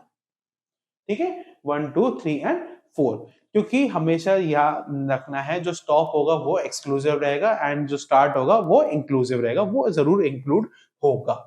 ठीक है, नेक्स्ट हम लोग देख लेते हैं लूप। व्हाइल लूप क्या होता है, व्हाइल लूप के लिए हम लोगों ने डिस्कस कर लिया। व्हाइल लूप क्या है कि it works on the condition, जब तक कंडीशन ट्रू रहेगा तब तक ही हम लोगों का काम बना रहेगा। जैसे ही हमारा कंडीशन फॉल्स हुआ, लूप से एग्जिट हो जाएगा, and rest of the code will be executed. Definition देख लेते हैं। डेफिनेशन सेज कि a while loop in a Python repeatedly executes a block of code as long as the specified condition is true. It is used when the number of iteration is unknown beforehand. ये क्या कह रहा है, ये वाला point बिल्कुल आप लिख के आइएगा, क्योंकि ये स्टार पॉइंट है कि it is used when the number of iteration is unknown beforehand. हमें जब हम लोग प्रोग्राम लिख रहे हैं, हमें नहीं मालूम है कि कितनी बार वो इटरेट होगा, तो अब हम किसका इस्तेमाल करेंगे, व्हाइल लूप का इस्तेमाल करेंगे। सिंटेक्स हम ऑलरेडी देख चुके हैं, लेकिन एक बार और देख लेते हैं। सिंटेक्स क्या कहता है, सिंटेक्स केस यहाँ पे हम लोग व्हाइल कीवर्ड का इस्तेमाल करेंगे, एंड यहाँ पे कंडीशन का इस्तेमाल होगा, जो कि इवैल्यूएट होगा क्या, as a true and false. अगर ट्रू होगा तो कोड एग्जीक्यूट होगा, अदरवाइज फॉल्स होगा तो एग्जिट हो जाएगा। ठीक है, बहुत सिंपल है, ज्यादा टफ नहीं है while loop and for loop. बस ये है कि जब आप प्रोग्राम कर रहे होंगे व्हाइल लूप के साथ तो हमें याद रखना पड़ेगा कि अगर हम लोगों का काउंटर नहीं हुआ, अभी आगे एक्सप्लेन करूंगा काउंटर्स क्या होते हैं, अगर वो सही तरीके से सेट नहीं हुआ या एंड कंडीशन अच्छी तरीके से सेट नहीं हुई तो we will trap into a infinite loop. हम लोग इनफाइनाइट लूप के अंदर फंस जाएंगे और वो कब तक चलता रहेगा, जब तक हमारा प्रोग्राम का जो या जो हमारा पीसी का जो मेन मेमोरी है वो कंप्लीटली एग्जॉस्ट नहीं हो जाता या रैम जो है हमारा एग्जॉस्ट नहीं हो जाता है। एक एग्जांपल से समझ लेते हैं, पर लेकिन उससे पहले एक हम लोग फ्लो चार्ट देख लेंगे इसका। और let's see the flow chart. Okay, पहले हम लोग फ्लो चार्ट देखेंगे, फिर उसके बाद हम लोग एग्जांपल पे जंप करेंगे। तो सपोज करिए ये हमारा व्हाइल लूप की एंट्री है, तो यहाँ पे क्या होगा, पिछले वाले में क्या था, हम लोग जब बात कर रहे थे फॉर लूप की तो वहां पे चेक हो रहा था कि लास्ट एलिमेंट रीच हो रहा है, लास्ट एलिमेंट रीच, वहां पे इसी बात पे बात कर रहे थे कि लास्ट एलिमेंट रीच हो रहा है कि नहीं। यहाँ पे हम लोग टेस्ट एक्सप्रेशन पे देखेंगे, क्योंकि यहाँ पे हमें किसको इवैल्यूएट करना है, यहाँ पे इवैल्यूएट करना है हमें कंडीशन को। तो अगर यहाँ पे कंडीशन इवैल्यूएट हुई और क्या हुआ, उसका वैल्यू आ रही है, कंडीशन इवैल्यूएट होने पे क्या हुआ, फॉल्स हमें पास आया, तो क्या होगा, व्हाइल लूप से एग्जिट हो जाएगा, सिंपल केस है। लेकिन अगर ये चीज ट्रू हुई तो क्या होगा, व्हाइल लूप के अंदर अगर हम लोगों का व्हाइल का जो कंडीशन है वो ट्रू आ जाता है, तो जो उसकी बॉडी होगी वो एग्जीक्यूट हो जाएगी एंड देन हम लोग वापस से लूप के अंदर फिर से चले जाएंगे एंड ऐसा तब तक चलता रहेगा जब तक ये वाला कंडीशन फॉल्स ना हो जाए। ठीक है, अब बात कर लेते हैं एक बार एग्जांपल के, एग्जांपल देख लेते हैं इसका। फॉर एग्जांपल मुझे यहाँ पे 1 to 5 प्रिंट करना था, वहां पे अगर हम लोगों को फॉर लूप में करना था तो हम कैसे लिखते थे, for i in range, for i in range, और क्योंकि 1 to 5 करना है तो रेंज हमारा क्या होगा, 1 to 6। देखिए जो क्वेश्चन कह रहा है उसके हिसाब से हमें कोड लिखना है। क्वेश्चन क्या कह रहा था, नंबर प्रिंट करना है 1 to 5, तो 1 to 6 होगा, क्योंकि क्या होगा, 6 इज एक्सक्लूसिव मतलब स्टॉप -1, और हम क्या लिख देंगे, प्रिंट आई। इतना सिंपल होता है हमारा फॉर लूप के साथ। लेकिन व्हाइल लूप पे जब हम बात करेंगे तो हमारा यहाँ पे काउंट चालू हो जाएगा, या हम कोई भी वेरिएबल ले सकते हैं, जहाँ पे जैसे इसको हम लोग ये भी लिख सकते हैं इनिशियल, इनिशियल या आई भी लिख सकते हैं, और यहाँ पे आई को सेट कर सकते हैं हम लोग एज 1। फिर हम लोगों ने यहाँ पे कंडीशन बनाई, ये हमारा पार्ट क्या है कंडीशन का, क्या कि while count less than equal to 5, अगर जो काउंट है हमारा लेस देन इक्वल टू 5 है तो क्या करना है, हमें काउंट प्रिंट करना है। अगर कंडीशन हम पहले देख लेते हैं, क्या पहला कंडीशन में काउंट क्या है, काउंट वैल्यू है 1, 1 लेस देन इक्वल टू 5 है, यस कंडीशन ट्रू, तो क्या हो जाएगा, प्रिंट हो जाएगा, क्या 1 प्रिंट हो जाएगा। अब उसके बाद हमने क्या किया है, हमने यहाँ पे करा है काउंट प्लस इक्वल टू 1। अब आपको कमेंट्स में बताना है ये जो प्लस इक्वल टू है वो किसके अंदर आता है, किस ऑपरेटर के अंदर आता है, मतलब किस कैटेगरी के ऑपरेटर के अंदर आता है। 5 सेकंड दे रहा हूं आपको, वीडियो पॉज करके लिखना चाहो तो आप लिख सकते हो। ठीक है, 1 2 3 4 5, टाइम ओवर। ये आता है आपका असाइनमेंट ऑपरेटर्स के अंदर, जो प्लस इक्वल टू है वो किसके अंदर आता है, आपका असाइनमेंट ऑपरेटर के अंदर। इस सेंटेंस का मतलब या इस एक्सप्रेशन का मतलब ये है कि count, count equals to count plus 1। जो भी काउंट की वैल्यू अभी करंट वैल्यू है उसमें एक जोड़ दो, that is equals to count plus equals to 1। अगर हमने ये स्टेटमेंट लिखा हुआ है इट मींस कि हम लोग यहाँ पे उसका वैल्यू इंक्रीज कर रहे हैं। अब काउंट की वैल्यू क्या हो जाएगी, 2 हो जाएगी, एंड ये चलता रहेगा अप टू जैसे हम लोग यहाँ पहुंच जाएंगे 5 लेस देन इक्वल्स टू 5, क्योंकि ये कंडीशन ट्रू है। उसके बाद क्या हो जाएगा, 1 से लेकर 5 तक प्रिंट हो जाएगा। अब फिर से आई का काउंटर चेंज होगा एंड आई का काउंटर चेंज होकर क्या हो जाएगा 6।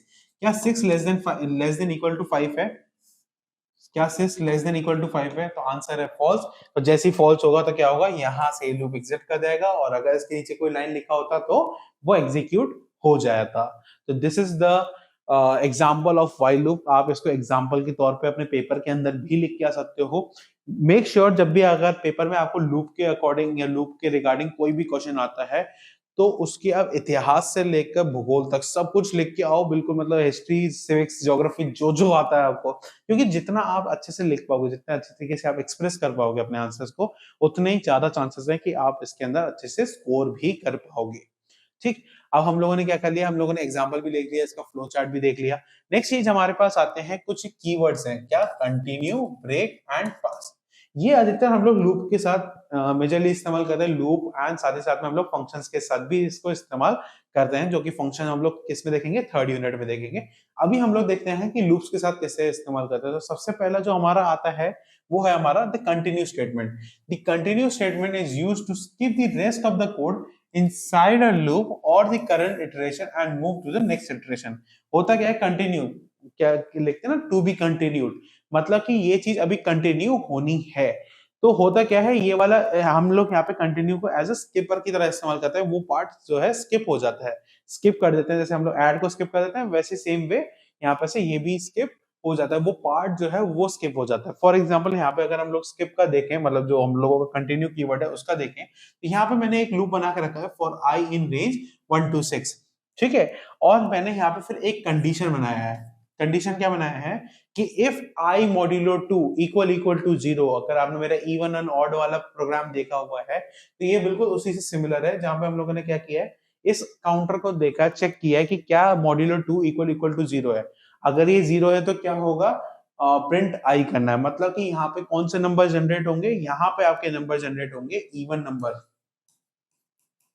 यहाँ पे नंबर कौन से जनरेट होने चाहिए थे, इवन नंबर, अगर यहाँ पे ये कंटिन्यू वाला पार्ट नहीं होता। लेकिन क्योंकि अब ये हमारा कंटिन्यू वाला पार्ट है, तो होगा क्या, इवन वाले पार्ट ही स्किप हो जाएगा। फॉर एग्जाम्पल यहाँ पे हम लोग एग्जाम्पल के तौर पे चलते हैं, एक मिनट इसको हटा दिया जाए, ठीक है। तो सपोज करो ये मेरा कंडीशन है, काउंटर क्या है, 1 है, 1 काउंटर है, क्या 1 मॉड्यूलो 2 इक्वल इक्वल टू 0 है, कंडीशन हुआ फॉल्स। तो हुआ क्या है, जैसे ये फॉल्स हुआ तो इस वाले पार्ट से ब्रेक हो जाएगा। बात देखिए, जैसे 1 मॉड्यूलो 2 इक्वल इक्वल टू 0, क्या ये कंडीशन वो है, ट्रू है, नहीं, ये कंडीशन फॉल्स है। तो क्या हो जाएगा, यहाँ से इफ कंडीशन से ये ब्रेक डाउन हो जाएगा और कहां पे आ जाएगा, प्रिंट आई पे। तो प्रिंट आई हो जाएगा मतलब 1 प्रिंट हो जाएगा।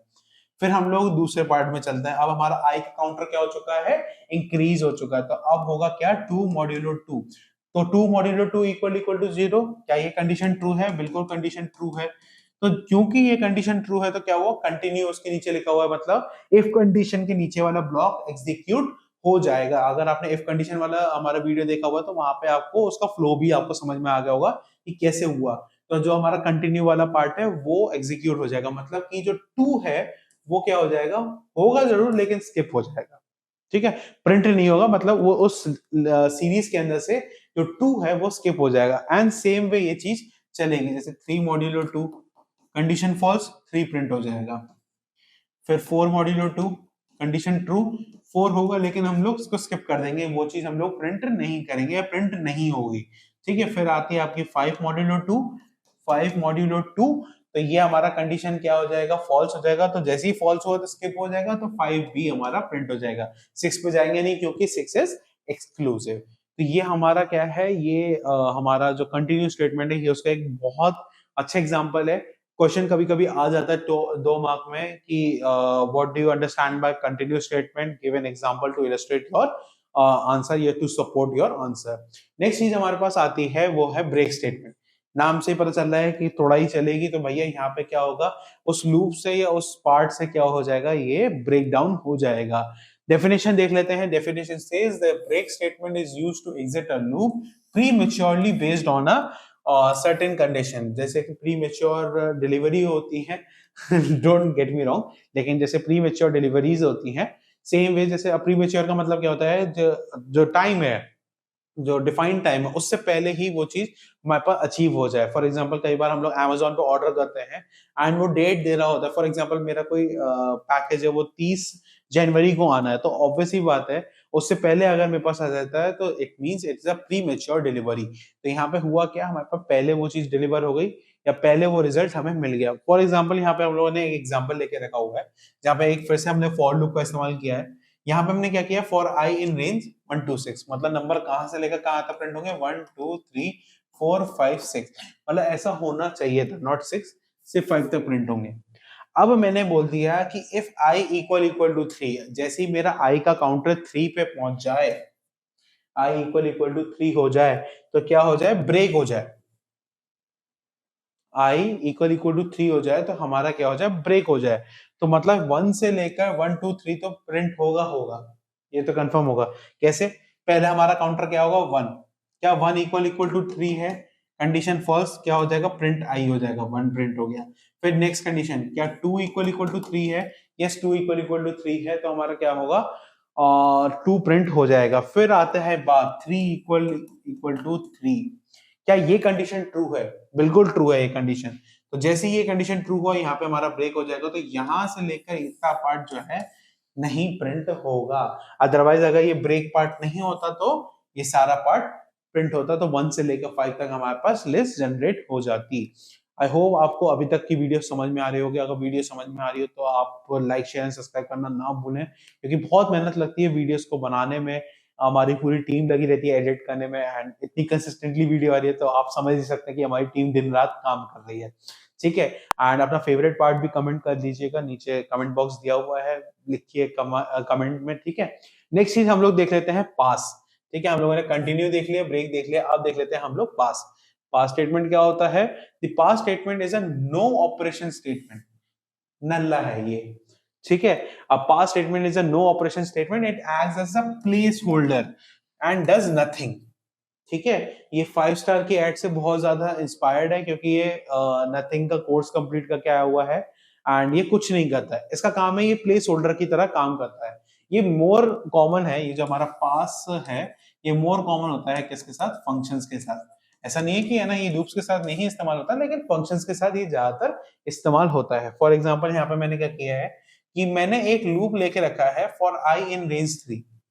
ठीक है, और अभी इस लूप का कोई फंक्शनैलिटी मुझे मालूम नहीं है, या मुझे अभी दिमाग में नहीं आ रहा है कि इसकी फंक्शनैलिटी क्या हो सकती है, लेकिन मुझे लूप इनिशियलाइज करके रखना है। तो ऐसे में मैंने क्या किया, एक लूप बना लिया, लेकिन मैंने यहाँ पे एक पास भी डाल के रखा है, और ये पास जैसे ही हो जाएगा।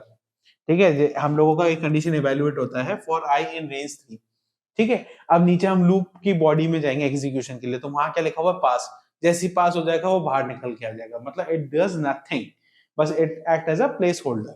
ठीक, तो इतनी बात मुझे आई होप समझ में आ गई। बहुत सिंपल है कि कंटिन्यू क्या होता है, अगर हमें स्किप करना है तो we will do continue, and break करना है तो मतलब प्री मेच्योर डिलीवरी, एंड अगर पास आ रहा है मतलब कि नो फंक्शन, 5 स्टार वाला है। ठीक है, ये दिमाग में रख सकते हो, 2 मार्क के क्वेश्चन में आएगा, इससे बड़ा क्वेश्चन इसका नहीं बैठने वाला। नेक्स्ट चीज हम लोग बात कर लेते हैं कुछ स्ट्रिंग लिस्ट एंड डिक्शनरी के बारे में। आप बिल्कुल परेशान मत होइए, इसको डिटेल में हम लोग यूनिट 3 के अंदर देखेंगे, लेकिन उसी को समझने के लिए हम थोड़ा थोड़ा ब्रीफ ब्रीफ देख लेते हैं, छोटा छोटा इतु सा देख लेते हैं कि स्ट्रिंग क्या होता है, लिस्ट क्या होता है, एंड डिक्शनरीज क्या होती हैं। तो स्ट्रिंग्स क्या होते हैं?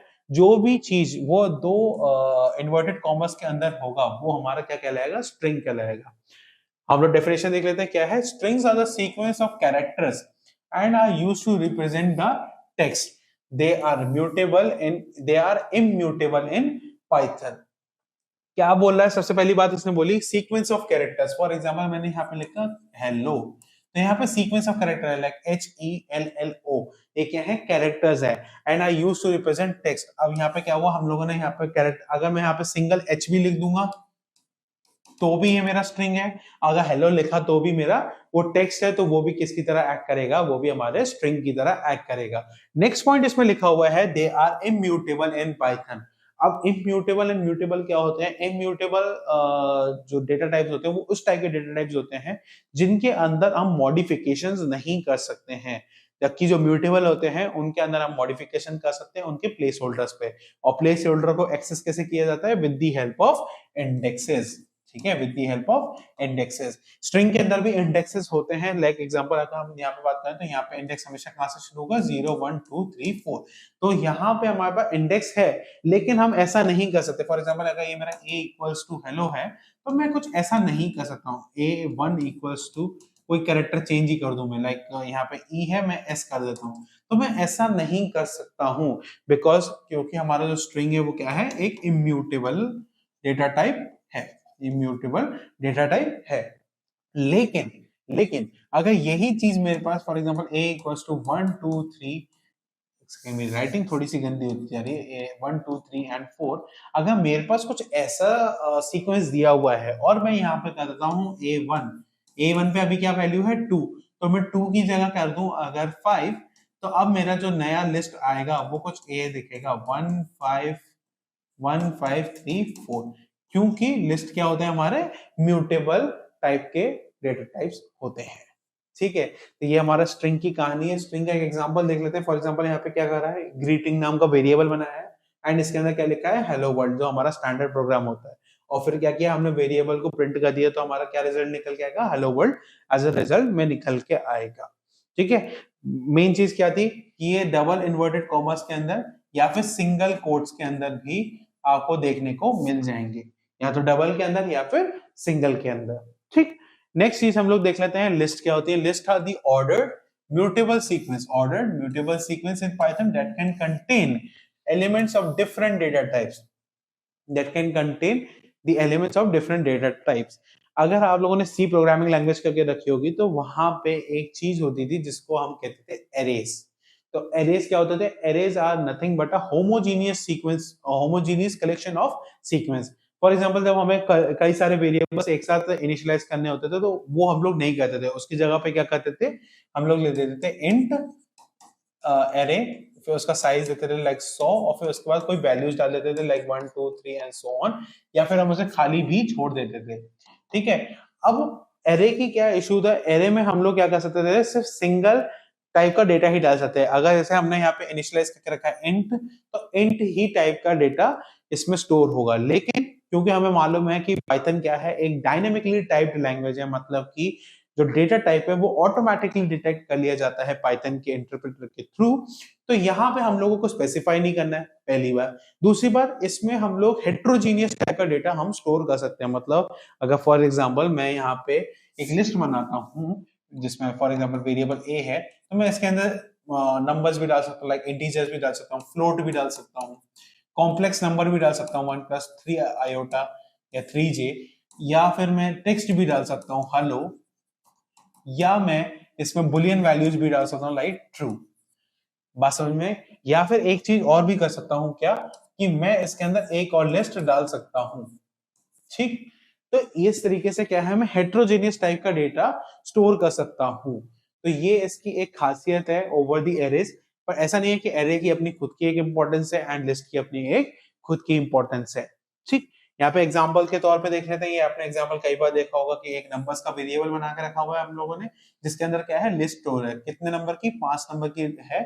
और जब हम इसे प्रिंट करेंगे तो क्या निकल के आएगा, वो कुछ इस तरीके की हमारी जो लिस्ट है वो हमें देखने को मिल जाएगी। 1 2 3 4 5। जब इसका आप आउटपुट निकालोगे तो आपको कुछ इस तरीके का देखने को मिल जाएगा। नेक्स्ट हमारा जो डेटा टाइप है वो है हमारा डिक्शनरी। डिक्शनरी क्या है, डिक्शनरी इज नथिंग बट अ की वैल्यू पेयर डेटा टाइप। यहाँ पे क्या होता है, जैसे हम लोग अगर ओरिजिनल डिक्शनरी कोई भी देख लें लाइक ऑक्सफोर्ड वगैरह की, तो उसमें क्या होता है, कोई वर्ड हम ढूंढते हैं, हम पहले वर्ड ढूंढते हैं एंड वर्ड के कोरस्पॉन्डिंग हमारे पास एक वैल्यू होती है या फिर उसकी मीनिंग होती है। For example Apple, Apple is nothing but a fruit.